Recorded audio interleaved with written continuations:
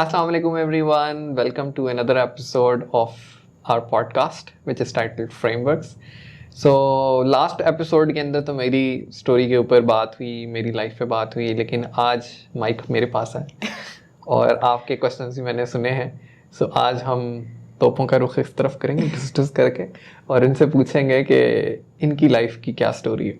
So I think पहले question से start करते हैं कि miss Warda Noor from Laya, founder of Khudkar, what incident changed your life? नहीं, सबसे पहले आप मुझे बताइए आप इतने sarcastic क्यों हो रहे हैं? Why are you so interested in my story and इतनी sarcasm क्यों निकल के बाहर आ रहा है? कि स्टोरी बड़ी इंटरेस्टिंग है, बड़े वर्जन सुने हैं तो एक वर्जन देखना चाह रहे हैं कि क्या चीज़ है इसकी जो सारी वर्जन्स में कॉमन है. Okay. So, what made me who I am or whatever. I guess most of the times when I talk about my life, it's always revolving around this one word, poverty. So I always say that this is the one word which maybe defines me, my personality. Usually लोग बहुत हिचकिचाते हैं accept करने से कि अच्छा हाँ हमारी ज़िंदगी में ये मसले थे या कुछ इस तरह से हुआ था. But I think I feel a strength in it as well. So I think one word which defined me, जो कि मैं कहूँगी जिसने मेरी सारी ज़िंदगी के circumstances shape किया है, that is that poverty. But moving on, poverty so ठीक है, इतने और लोग poverty से गुजर रहे हैं, हर कोई क्यों नहीं इस तरह से हो जाता. So I guess moving on, poverty के बाद दूसरा जो element add हुआ, so I don't know how, but I was always a dreamer.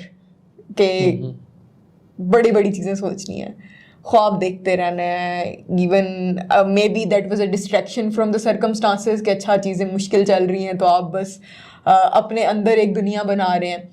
And most of the time it was teachers as well जो कि इंस्पायर कर रहे होते थे कि अच्छा करो कुछ करो. And because I was the eldest child and हमारे घर में थोड़ा ये सीन था कि यूजुअली पाकिस्तान में when you are an eldest child और अगर आप बेटी हैं तो आपसे कोई एक्सपेक्टेशंस नहीं होती. तो एल्डेस्ट बेटी जो होती है दैट इज़ लाइक पता नहीं क्या मुसीबत आ गई है. It's not like same for obviously every house hold, but generally जो पाकिस्तान में बेटियों के बारे में कॉन्सेप्ट पाया जाता है कि maybe they are additional burden, responsibility है आप पे, तो आपने तो पता नहीं उनको प्रोटेक्ट करना है, ये करना है वो करना है. तो जनरली सेवियर कॉम्प्लेक्स तो वैसे भी बहुत ज़्यादा है. तो जनरली लोगों में ये होता है मोस्टली घरों में, बट हमारे घर में it was quite opposite. So I was the eldest daughter और मेरे से आई फील लाइक कि जो आप बेटों से एक्सपेक्ट करते हैं मेरे से उससे 10 गुना ज़्यादा एक्सपेक्टेशंस थी. Like they were expecting me, first child थी तो पेरेंट्स बाकी बहुत ज़्यादा वो एक एक्साइटमेंट भी होती है कि अच्छा पहले बच्चे को आपने बहुत पढ़ाना है, बहुत कुछ उसे आगे लेके जाना है, तो वो पेरेंट्स बहुत ज़्यादा इन्वेस्ट कर रहे होते हैं पहले बच्चे में. एंड देन वो एक एडिशनल डिस्क्रिमिनेशन वाला एलिमेंट नहीं भी था, तो that was I guess a plus point for me. तो वो एक ये था कि बचपन से अम्मी अब्बू ने बहुत ख्वाब दिखाए कि तुमने कुछ करना है, तुमने पढ़ना है.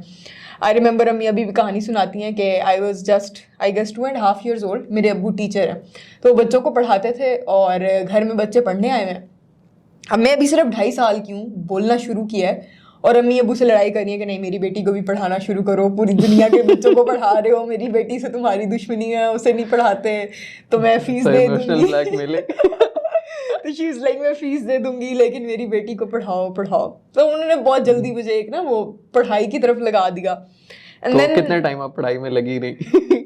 आपकी रिपोर्ट्स तो कुछ और कहती है. I guess up until matric. अच्छा.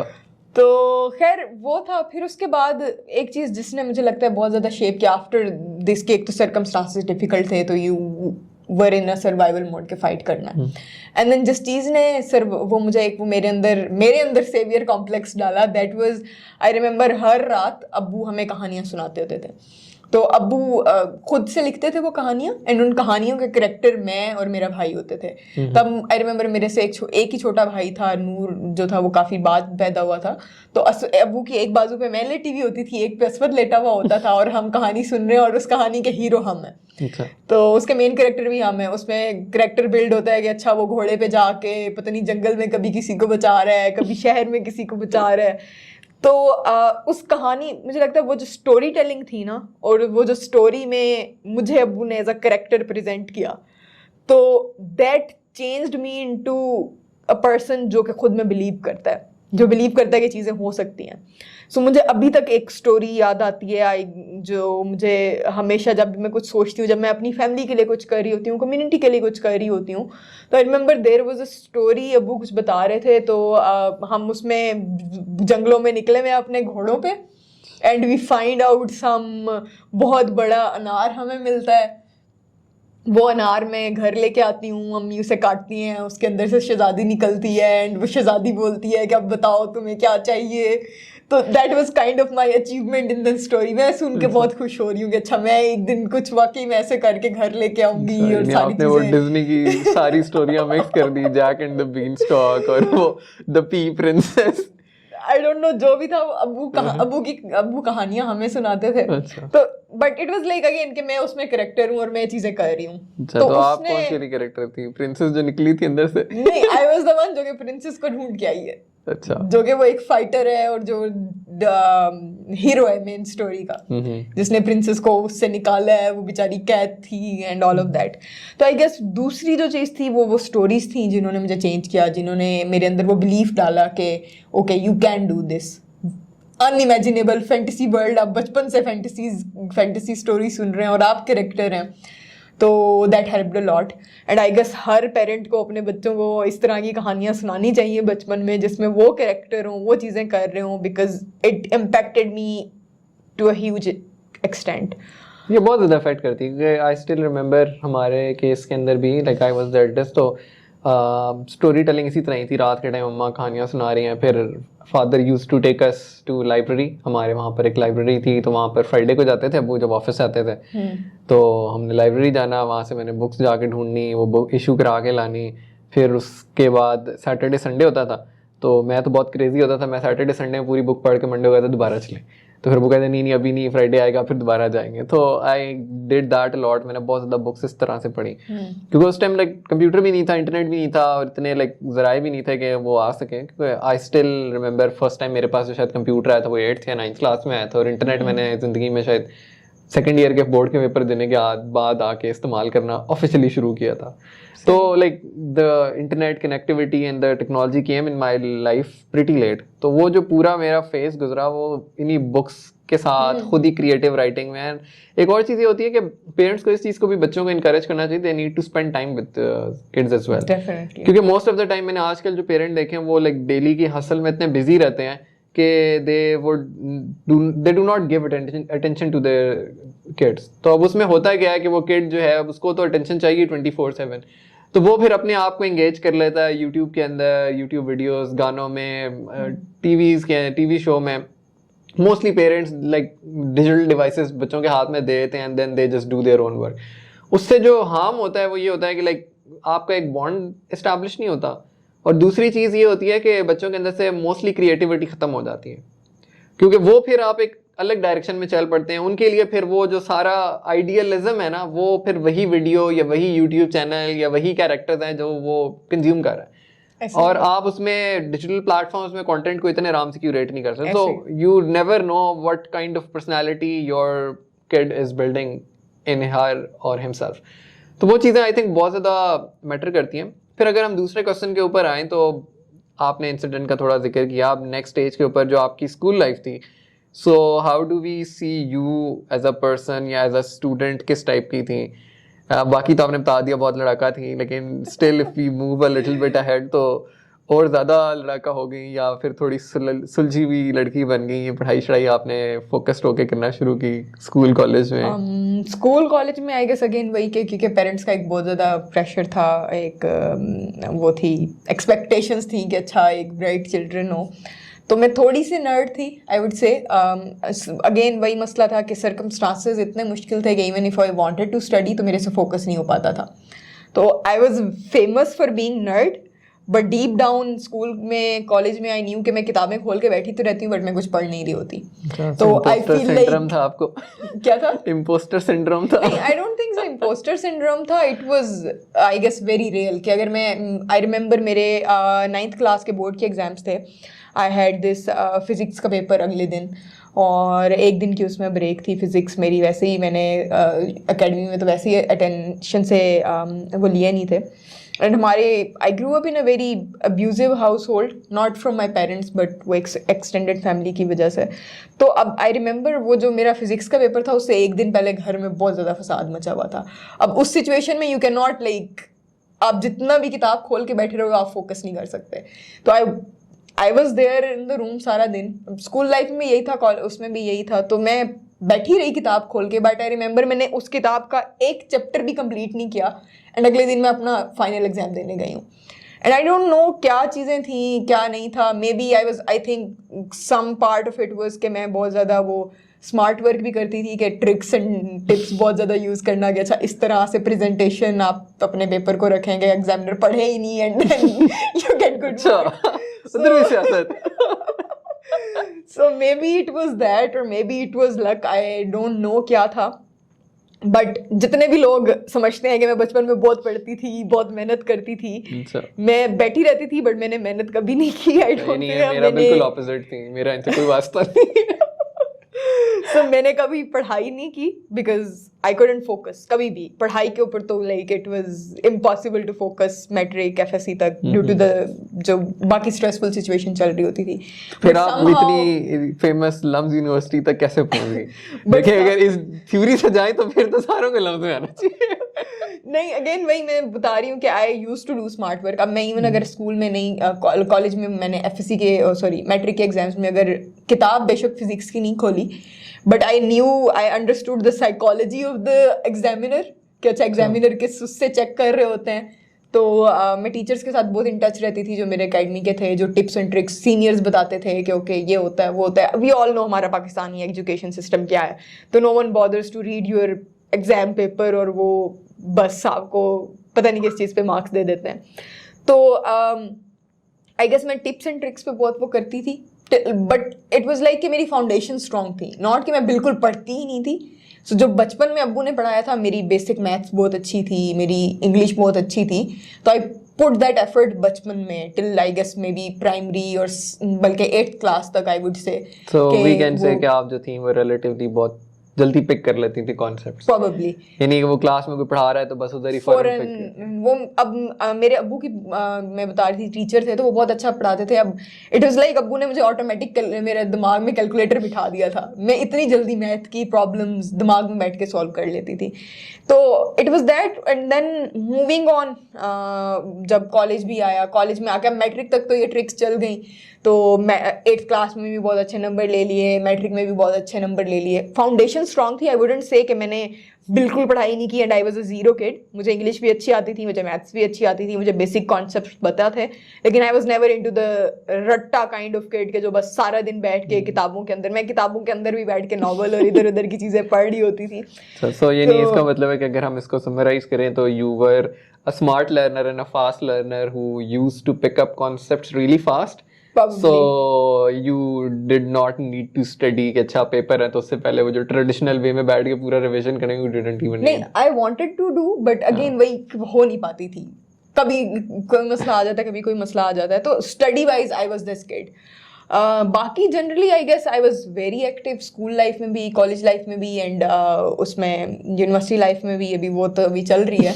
तो मैं ऐसे स्कूल्स का पार्ट थी जहाँ पे अपॉर्चुनिटीज़ नहीं थी. आपको स्कूल के ट्रिप्स, आपके स्कूल के ट्रिप्स नहीं जा रहे, आपका स्कूल का एनुअल इवेंट नहीं हो रहा, कुछ भी नहीं हो रहा.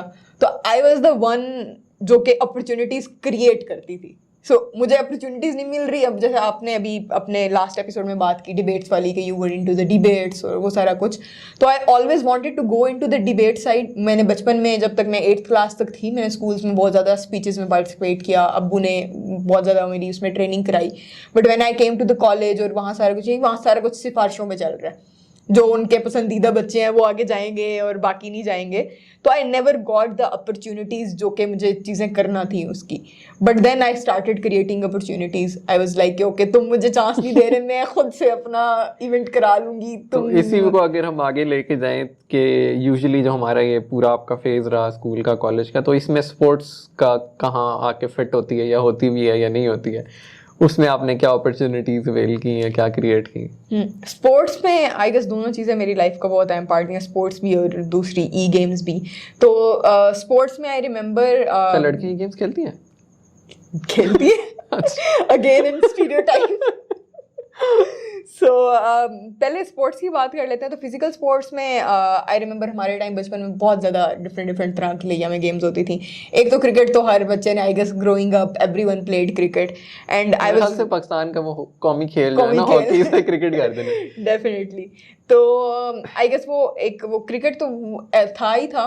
उसके अलावा आई रिमेंबर बचपन में वो एक आई डोंट नो शायद उर्दू में उसे बंटे बोलते हैं, वो जो ग्लास के वो होते हैं, हम उसे सराइकी में बोलते हैं चिद्दे. तो बचपन में वो बहुत खेले हैं. वो आपको एक सुराख में, ज़मीन में पहले आपको सुराख भी खुद ही करना है, 3-4 लोगों की टीम है, फिर वो एक दूसरे के वो मार रहे हैं और फिर सुराख तक लेके आपको जाना है. वो एक एम वाली गेम थी. एंड देन स्पोर्ट्स में डिफरेंट पता नहीं बर्फ पानी और इस तरह की भागने वाली traditional sports game, Pakistani street sports बहुत ज्यादा खेली है. स्ट्रीट पे ही खेली है, इट्स नॉट घरों में नहीं खेली. घरों में भी खेली है, लाइक जिनके बड़े घर होते थे तो वहां से बड़ी डांट भी खाई है लोगों से. आंटी में आई रिमेम्बर मेरी अम्मी की चाची थी, अल्लाह ताला उन्हें जन्नत में जगह नसीब करें, तो उनसे हमने बहुत डांट खाई है. हम सारा दिन उनके घर में खेलते रहते थे. वो हमें बर्दाश्त भी करती थी, फिर जब उनकी बर्दाश्त की लिमिट खत्म हो जाती थी तो वो कहती थी भागो अब यहाँ से. तो स्पोर्ट्स में आई वाज प्रीटी मच वो ट्रेडिशनल स्पोर्ट और वो सारा कुछ. So how did it transform you? I guess वहाँ पे ये था कि एक आपको लोगों के साथ इंटरेक्ट करना आता है, टीम बिल्डिंग, टीम के साथ किस तरह से वो करना है. स्पोर्ट्स में फिर मैंने जो उसमें था क्रिकेट की, मैं अपनी जो स्कूल की टीम थी उसका भी पार्ट थी, उसमें भी कुछ मैचेस मैंने खेले. बट फिर मैंने स्कूल की टीम छोड़ दी बिकॉज बहुत ज़्यादा टाइम कमिटमेंट थी और मुझे एकेडमी जाना होता था. बट स्पोर्ट्स ने, इन वाली गेम्स ने तो इट वॉज जस्ट कि आप लोगों से इंटरेक्ट कर रहे हैं, लोगों से मिल रहे हैं. It made me may be A people person. मुझे लोगों से बातें करना बहुत पसंद है, लोगों को जानना बहुत पसंद है. तो it was may be the friendships I made from the sports. जो गली पे आप क्रिकेट खेल रहे हैं, रोज़ नए लोगों को मिल रहे हैं. दूसरी जो ई गेमिंग वाली साइड थी उसमें आई थिंक हमारे पास कंप्यूटर में आई रिमेंबर 6th क्लास में थी तब आया था. मेरा भाई रोज़ वो बाहर गेम खेलने निकल जाता था शॉप पे, तो अबू से रोज़ मार के आते थे कि वापस आओ, कोई दुकानों में नहीं जाना. इस तरह के लोग होते हैं. तो खैर फिर अब्बू ने कंप्यूटर लेके दिया ताकि घर में बैठ के खेलें. उससे पहले भी मेरे कज़न के पास कंप्यूटर था, तो वहाँ पे आई रिमेंबर मारियो एक गेम थी, वो हम खेल रहे हैं. फिर उस तरह के गेम्स के नाम याद नहीं है, बट इट वॉज अगेन वही स्ट्रेटजी गेम बहुत ज़्यादा थी. तो वो काफ़ी ज़्यादा खेली. फिर उसके बाद मैक्सिमम जहाँ तक मैं आई थी I guess GTA Vice City वाले लेवल पे आई थी. एंड GTA वाइस सिटी खेलने के बाद एकदम से आई गेस मेरे इंटरेस्ट शिफ्ट हुए और रिस्पॉन्सिबिलिटीज शिफ्ट हुई लाइफ में. तो I stopped playing games. I got very much focused into my work, जिसमें आई मीन मेरे पास दिन रात का कोई अब कॉन्सेप्ट उसके बाद नहीं बचा था कि मैं कब काम कर रही हूँ, कब मेरी पर्सनल लाइफ है. आपने फिर स्पोर्ट्स को डिवोर्स तो स्पोर्ट्स को every like I think good activity जो है आप जिसको पर्सनल लाइफ एक्टिविटीज कहते हैं, जो आप खुश होने के लिए करते हैं, I gave up everything and I was pretty much indulged into getting something out of life, struggling for things. तो वो वाला फिर फेज स्टार्ट हो गया. तो आई स्टॉप प्लेइंग एंड अब आई गेस दोबारा वो फेज जब थोड़ा सा वो ठंडा हुआ है तो अब मुझे एडवेंचर स्पोर्ट में बाइकिंग का अगेन बहुत ज़्यादा शौक है. तो मैंने बाइक ली और अब मैं टाइम निकाल के कोशिश करती रहती हूँ कि मैं बाइक ट्रिप्स पे जाऊँ. तो it's another adventure sport story. तो अभी आई थिंक हम लोगों का टाइम तकरीबन कंप्लीट हो चुका है आज के एपिसोड का, तो हम इसे यहाँ पर पॉज करेंगे. नेक्स्ट एपिसोड के अंदर we have some more interesting stories on other aspects of the life. आप लोगों के जो कुछ कमेंट्स हैं उनको हम लोग कमिंग एपिसोड्स के अंदर एड्रेस करेंगे और we will also reply you back in the comments as well. Meanwhile हम लोगों का ये जो मेन फोकस था इस पूरी पॉडकास्ट को शुरू करने का या आपके साथ कनेक्ट करने का, वो ये था कि we just want you to connect with us ke the people that you see online, they're not some people out of the world, we're just like ordinary people like you. जैसे आप हैं वैसे ही हमने आप ही की तरह शुरू किया. इट्स जस्ट वन थिंग कि आप कितना कंसिस्टेंट रहते हैं. सो हमने अपनी लाइफ के जो कुछ एस्पेक्ट शेयर किए उसके अंदर हम बार बार कंक्लूड करते हैं कि अच्छा इसमें क्या चीज़ सीखने को मिली. So we want you a lot कि आप हमारे वो ठीक है हमारे लाइफ के इंस्टेंसेस जो थे उसके साथ आप कनेक्ट करें. सो आई होप इसमें काफ़ी आपने की लर्निंग की होगी. So we will see you later in the next episode. अल्लाह हाफ़िज़.